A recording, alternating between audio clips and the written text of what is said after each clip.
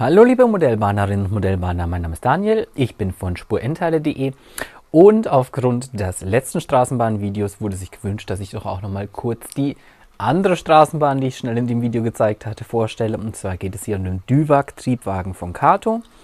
Das ist die Edition Hannover grüßt Hiroshima und den seht ihr teilweise hier auch schon rumfahren.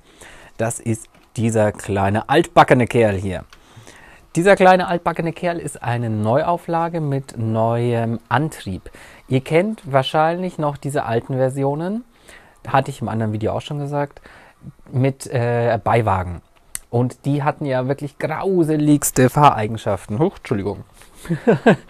Und diese Fahreigenschaften, die müsst ihr euch komplett aus dem Kopf streichen, denn dieses Straßenbahnmodell ist von Kato mit einem komplett neuen Fahrwerk ausgestattet worden. Wir haben jetzt hier einen sehr kleinen, sehr schönen Motor mit einer großen Schwungmasse. Wir haben eine deutlich bessere Stromaufnahme. Das Ganze hat auch deutlich mehr Gewicht.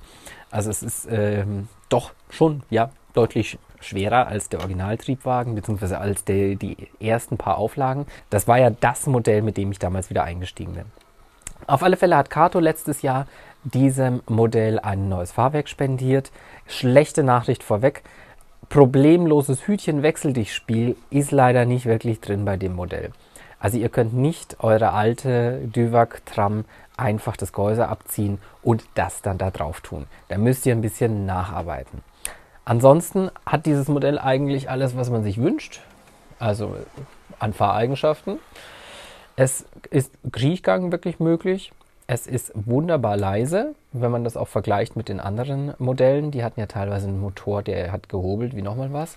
Ihr wisst ja, ich bin ein großer Straßenbahn- und auch ein großer Kato-Fan. Ich habe bloß jetzt hier den Tisch total scheiße aufgebaut, um ganz ehrlich zu sein, muss ich mal darüber greifen.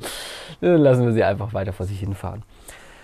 Die Lok hat kein Licht. Das ist so der Wermutstropfen. Dafür hat sie im Gegenzug zu den anderen Straßenbahnen von Kato einen metallenen Pantographen. Der ist auch wirklich sehr schön, der ist recht fein, der ist sehr schmal, wie sich das eben auch gehört für einen Straßenbahnwagen. Die Digitalisierung ist möglich bei diesem Modell, ist aber echt, man braucht viel Geduld und Fingerspitzengefühl. Da ist es nämlich nicht so wie bei vielen anderen Modellen, wo man sagt, ja, jetzt ziehe ich mal das Gehäuse einfach runter und dann lege ich los. Nein, das Gehäuse, das ist so stramm. Ihr kennt bestimmt vielleicht, habt ihr das mal gehört? So viele Wenns und Möglichkeiten.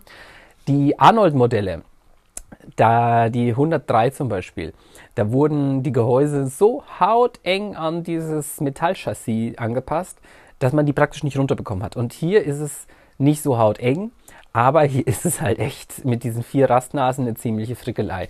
Ich habe das jetzt hier mal gemacht, mit Zahnstochern eingeklemmt und dann nackelt man so lange mit einer flachen Zange zum Beispiel oder ich jetzt hier mit einer Pinzette und nackelt und nackelt und nackelt, bis halt einfach das Gehäuse runter ist. Das Plastik ist Gott sei Dank relativ flexibel, also ihr habt da genug Spiel. Es ist aber sehr unangenehm. Und dann hat man endlich das Gehäuse runter. Und denkt man, oh ja, jetzt habe ich es geschafft. Nein, Pustekuchen, ist leider nicht so. Ihr habt dann das Metallfahrwerk ist nochmal rundum in Plastik eingefasst. Da habt ihr 4 Rastnasen und die müsst ihr aushebeln. Dann könnt ihr das Plastikteil nach oben wegziehen und dann seid ihr am Motor und am Fahrgestell und dann seht ihr, dass das eigentlich eine ganz einfache Konstruktion ist. Also ihr habt 2 Drähte, die auf die 2 metallenen Lokhälften gehen. Das ist ja der typische Aufbau bei Kato und die führen direkt zum Motor. Fertig aus. Mehr ist da nicht drin. Das heißt, ihr könnt hier wunderbar einen Decoder einbauen. Ihr macht einfach statt dem direkten Draht den Umweg zum Decoder. Ihr könnt natürlich auch noch wunderbar mit Duo SMD LEDs einen wechselnden rot-weißen Lichtwechsel einbauen. Das ist aber dann euch überlassen, ob ihr das wollt. Das ist jetzt unter Vorbehalt. Das ist jetzt so die Möglichkeit, wie ich das gemacht habe. Bestimmt gibt es noch viele andere Tipps, wie man diese Lok ein bisschen eleganter aufkriegt. Mir ist jetzt tatsächlich nichts weiteres eingefallen. Deswegen wirkt das etwas rabiat bei mir.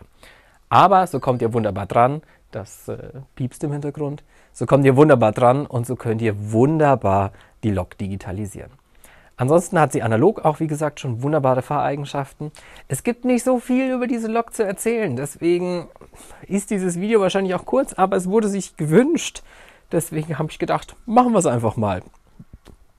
Ich finde es ein schönes Modell. Wie gesagt, das war das erste Modell, was ich mir damals gekauft habe, als ich wieder eingestiegen bin mit der Modelleisenbahn. Hätte es damals schon dieses Fahrwerk gehabt, mein Gott, was wäre ich glücklich gewesen. Dieses Fahrwerk ist wirklich um Welten besser. Die Schwungmasse, es hat wunderbare Langsamfahreigenschaften, es ist leise und ich wüsste jetzt nichts, was zu bemängeln ist. Man muss auch sagen, der Preis ist für ein Spur N Neuware-Modell mit 45 € UVP wunderbar. Also kann man überhaupt nichts sagen vom Preis her. Genau, dann war es das auch schon. Es war wirklich ein kurzes Video, gibt nicht so viel zu sagen. Fassen wir kurz zusammen. Pro Fahrwerk, Druck, wunderbar. Ach ja, liegt wieder ein Decal-Bogen dabei mit japanischen Schriftzeichen und ich wurde darauf hingewiesen, ich soll doch erwähnen, dass Kato Decal-Bögen nicht wasserlösliche Decal-Bögen sind, sondern dass die selbstklebend sind. Das möchte ich hiermit getan haben. Es liegt wieder ein Decal-Bogen bei. Ihr könnt also selber noch Linien auf Japanisch drauf machen, wenn ihr das wollt. Ich muss aber auch sagen, selbstklebende Decal-Bögen sind nicht so meins. Von daher pro Bedruckung, Fahreigenschaften, metallener Pantograph, sehr schöner Pantograph. Nachteil, kein Licht und echt eine Frickelei, wenn ihr das digitalisieren wollt, aber es funktioniert. Dann, wie immer, freue ich mich, wenn ihr nicht nur die Produktbeschreibungen bei mir anschaut, sondern die Produkte dann auch bei mir kauft.